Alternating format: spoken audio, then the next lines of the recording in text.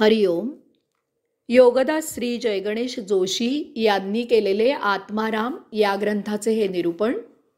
अध्याय 3, ओवी क्रमांक 31.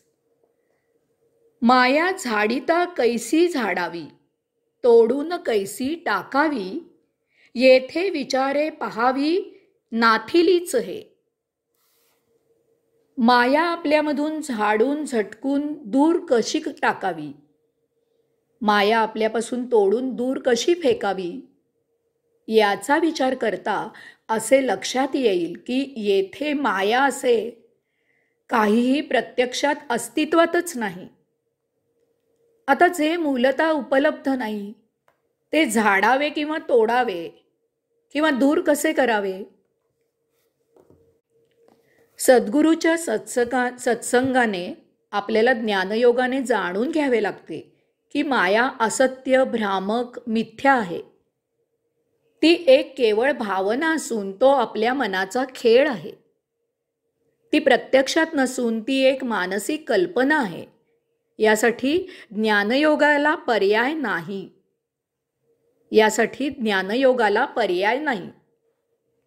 ज्ञानयोगासाठी सद्गुरूच्या सत्संगाला पर्याय नाही. सद्गुरूच्या लिखाणामधून, प्रवचनांमधून अध्यात्म उलगडले जाते. सद्गुरूच्या सहवासात निरीक्षणाने अनेक गोष्टी केवळ जाणल्याच जातात असे नाही, तर त्या सहजच आत्मसात होतात. तथापि यावर सद्गुरूवर असीम श्रद्धा आणि भगवंत श्रींवर नितांत भावभक्ती असावी लागते. भौतिक वस्तुजगत हे शूद्र, तुच्छ असून ते केवळ मरतुकड्या देहासाठीच आहे. यापेक्षा त्याला जास्त महत्त्व द्यायचे काहीही कारण नाही. हे प्रत्यक्ष आचरणात आणावे लागते. भौतिकाच्या पलीकडीलच असे नव्हे, तर अध्यात्माच्याही पलीकडील जीवनाची ओढ लागावी लागते. आता पुढची ओवी, ओवी क्रमांक 32. बहु नाटकी हे माया, मीपणे न जाय विलया, विविके पाहता देही या, ठावची नाही. श्री समर्थ म्हणतात की ही माया फार नाटकी आहे. या मायेमुळे आपल्यामध्ये मीपणा निर्माण होतो आणि मग तो जोपासला जातो. इतका की तो आपल्यामधून जाता जात नाही. त्यासाठी सद्गुरूच्या मार्गदर्शनाने अत्यंत परखड स्वपरीक्षण करून माया विवेकाने जाणावी लागते की येथे माया असे काही अस्तित्वातच नाही. चटकन आपण लक्षात न येणारे, कोणी सांगितल्यास सहजासहजी न पटणारे, परंतु शांतपणे सत्सद विवेक बुद्धीने विचार केल्यास लगेचच जाणले जाणारे एक उदाहरण पाहू. आपण रस्त्याने जात असतो. अशा वेळी आपल्या आजूबाजूला अनेक व्यक्ती ये जा करत असतात. शहरामधून तर शेकडो जण अशा प्रकारे आपल्या आजूबाजूला ये जा करत असतात. या सर्वांना आपण पाहतो. ते सर्वजण आपल्याला पाहतात. असे पाहण्यात आपल्या आणि अंशाचा हेतू एकच असतो की एकमेकांवर आपटले.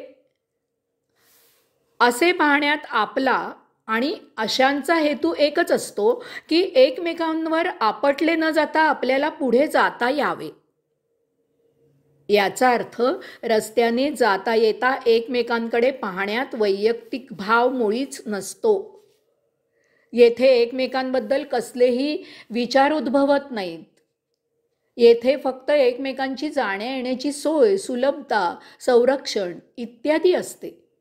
यालाच अध्यात्मात साक्षीभाव असे म्हणतात.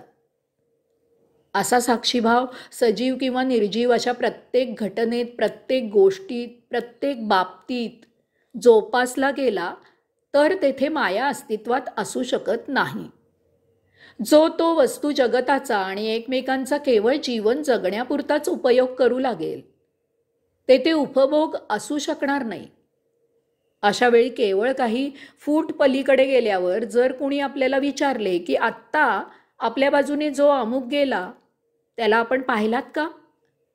आपण सहजच म्हणू की नाही पाहिला. कारण रस्त्याने जाता येताना आपल्या इच्छित स्थळी पोहोचण्यासाठी पुढे निघून जाणे इतकाच आपला मर्यादित हेतू असतो. तेथे साक्षीत्व असते. यामुळे आजूबाजूला आपले लक्ष नसते. येथे भौतिक आकर्षण, लोभ, मोह निर्माण होणे शक्य नाही. येथे मी हा भाव अस्तित्वातच नसेल. आशा या चेटकिणीची सप्तरिपू ही बाळे निष्प्रभ झालेली असतील.